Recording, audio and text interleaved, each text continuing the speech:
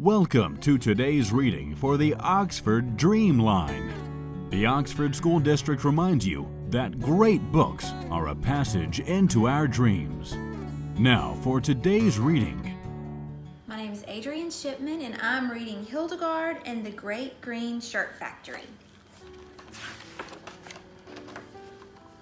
Every day, Hildegarde sewed 500 identical arms onto 250 identical green shirts at the Great Green Shirt Factory.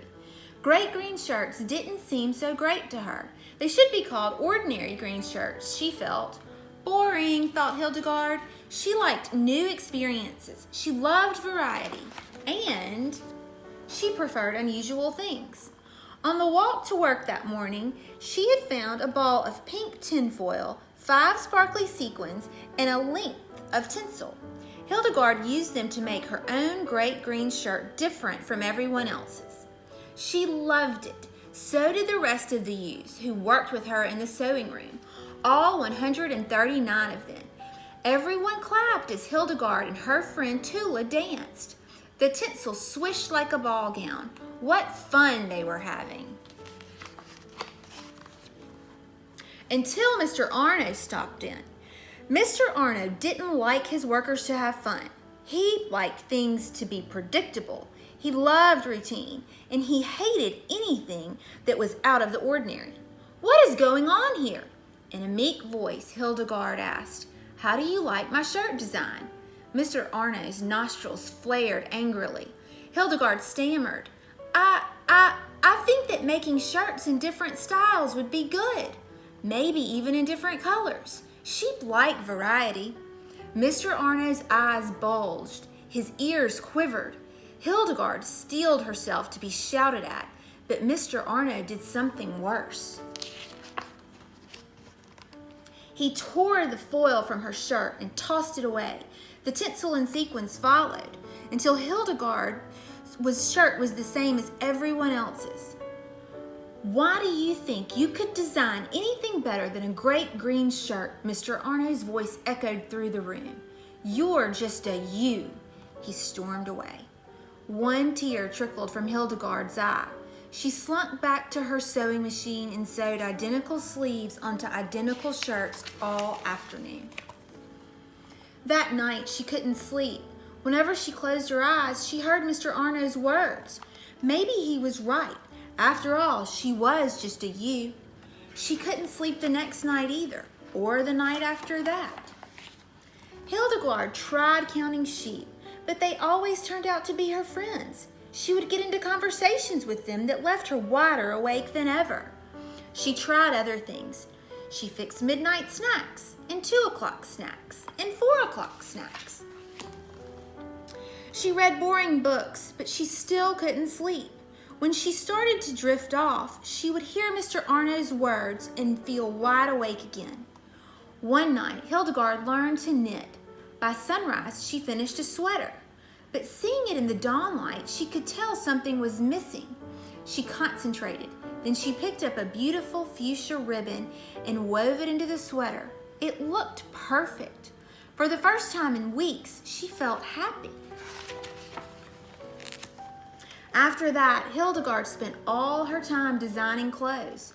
During the daytime, she sewed identical great green shirts, but she lived for the one-of-a-kind clothes she made at home. Best of all, Mr. Arno's voice stopped echoing in her head. She was able to sleep again.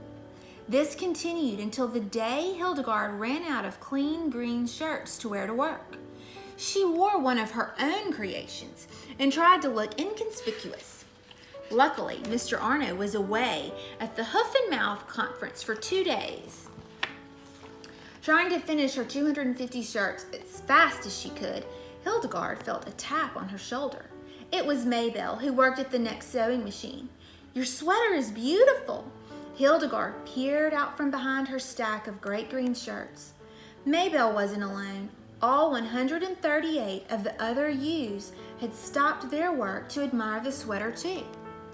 "It's so wonderful to have a change from these boring green shirts," cried Tula. Hildegarde couldn't stop herself. She blurted, "I have other things too. Tomorrow at lunch, let's have a fashion show." "Fashion show?" The fashion show was a smashing success. Every ewe wore a different outfit. Hildegarde had designed and made them all. Tula strutted by. "I feel so special," everyone said. "Ooh." Maybelle whirled at the end of the catwalk. "I'm me, I'm not just a number." Everyone said, "Bah." When Hildegarde came out, everyone cheered. They sang songs and talked and ate lunch. What fun they were having. Suddenly, the big office door slammed open. Mr. Arnault was back early. Everyone froze. "Hildegarde, you're a troublemaker with this silly trash you call clothing." Hildegarde knew her clothes were as great as great green shirts, or even greater. She stood up straight. "I'm not a troublemaker, and my clothes aren't trash." Everything stopped, including Mr. Arnault. The room behind him fell deadly silent. He glanced around and gulped. 139 pairs of eyes glared back at him. None of them were friendly. Maybelle cleared her throat. "You're just a bully. You couldn't even dream up clothes this beautiful, let alone create them." Tula chimed in. "You prefer these plain green shirts, Mr. Arnault, but that's just your opinion. I would choose Hildegarde's clothes any day." Everyone nodded. Hildegarde smiled. "Face it, Mr. Arnault, sheep like variety." She turned to the other youths. "I'm going to set up my own clothing business. We'll make fantastic clothes in all sorts of colors and styles. It looks like I'll have customers, but I'll need employees. Let's go." All the youths flocked to the exit. Mr. Arnault's head throbbed. His eyes crossed with confusion. "Hildegarde, what makes you think you can do this? You're just a ewe." Hildegarde looked around. The ewe's new clothes sparkled in the afternoon sunshine. "That's right," she replied. "I'm me."